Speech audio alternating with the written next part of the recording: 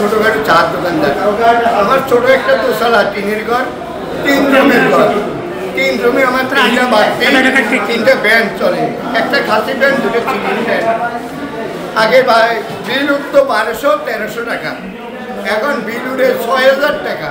আমার গত মাসের আগের মাসেও আমার বিল আছে 461 টাকা, গত মাসে আছে আমার 461 টাকা, এবার আছে আমার 2000 টাকা।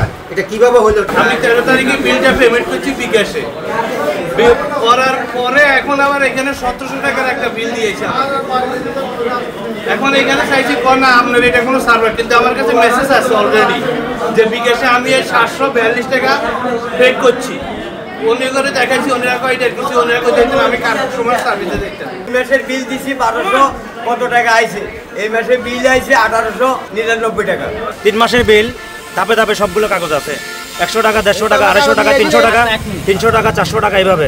এখন এই মাসে হঠাৎ করে 300 টাকার বিল হয়ে গেছে 1200 টাকা, যার বিল 2000 টাকা তার বিল আসছে 4000 টাকা। একনল হ্যান্ড ওয়াশ 100% প্যারাবেন ফ্রি, তাই নিরাপদ হাতের জন্য আস্থা রাখুন একনলে। রিপোর্টটা গত মাসে যে বিলটা হচ্ছে, ওনাদের যে অতিরিক্ত বিল আসছে, এটা আমাদের অফিস থেকে আপনার তদন্ত করাবে। তদন্ত করে যদি কোনো হয় যে বিল করছে, তার অ্যাকশন নিবে।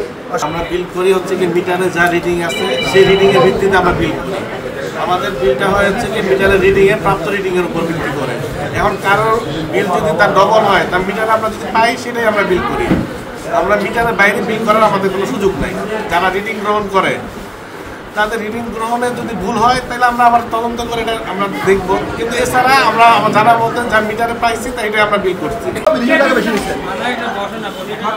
আপনার কাছে আমি এসেছি, আপনি আমার থেকে বলতেছেন আমার মিটার থেকে আমি ছবি তুলে আপনাকে দেওয়ার জন্য।